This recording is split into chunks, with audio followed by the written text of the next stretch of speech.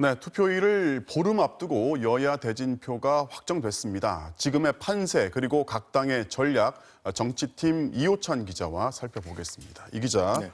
먼저 현재 판세부터 짚어볼까요? 네, 이번 선거는 기본적으로 여당에게 불리한 구도에서 출발할 수밖에 없었는데요. 네. 아시는 것처럼 LH 사태가 터지는 데다 야권이 단일화 이슈로 전국을 주도하면서 야당 쪽으로 판세가 기울어져 있는 모양새입니다. 각종 여론조사에서도 그런 수치들이 확인되고 있는데요. 지난해 4월 총선에서는 야당이 정권 심판을 강조했을 때 여당이 코로나 국난 극복으로 되치기를 해서 선거 구도를 유리하게 바꿀 수 있었는데 네. 지금은 야당의 정권 심판론이 먹히고 있다. 이렇게 볼 수 있습니다. 자, 시간은 공평하게 보름씩 남아 있고요. 네네. 여당부터 좀 볼까요? 여당 입장에서 이 시간 동안에 반전을 시킬 만한 카드가 있을까요? 네, 박영선 후보가 오늘 상대 후보가 결정돼서 머리가 맑아졌다 이런 표현을 썼는데요. 네. 그만큼 1대1 구도가 확정된 게 나쁘지 않다는 겁니다.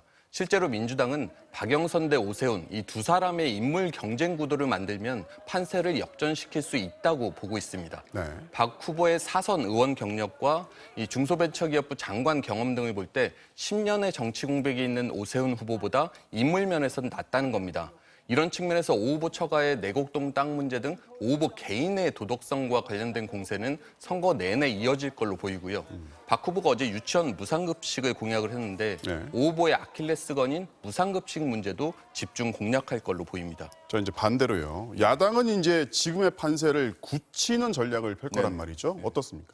네, 국민의힘 입장에서 말씀하신 대로 이번 단일화 효과랑 정권 심판 구도를 유지하는 게 필요할 텐데요. 네. 우선 안철수 후보와 함께 유세에 나서는 모습을 보이면서 단일화 효과를 극대화하는 데 주력할 것으로 보입니다. 중도층 표심이 그만큼 중요하기 때문인데요.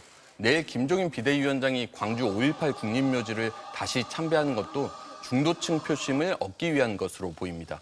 국민의힘은 선거가 보름밖에 안 남았기 때문에 이 부동산 실정 심판 구도나 단일화 효과는 사라지지 않을 거다 판단을 하면서 오세훈 후보가 큰 실수만 하지 않고 내곡동 땅 문제만 잘 방어를 하면 승산이 있다고 보고 있습니다. 자, 여야 전략을 짚어봤고 그럼 제3자 입장에서 지금의 판세가 흔들리거나 뒤집힐 만한 변수가 있을지 어떻게 예상할 수 있을까요?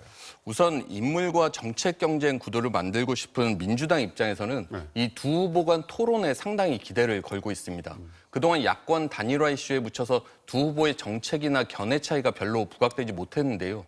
이제 사실상 1대1 구도가 됐으니 토론을 통해서 두 후보 간 차별성을 드러낼 수 있다고 기대하고 있습니다. 네. 하지만 국민의힘 역시 오세훈 후보가 과거 시장 경험도 있고 또 토론 능력도 뛰어나기 때문에 토론은 큰 변수가 아니라는 입장입니다.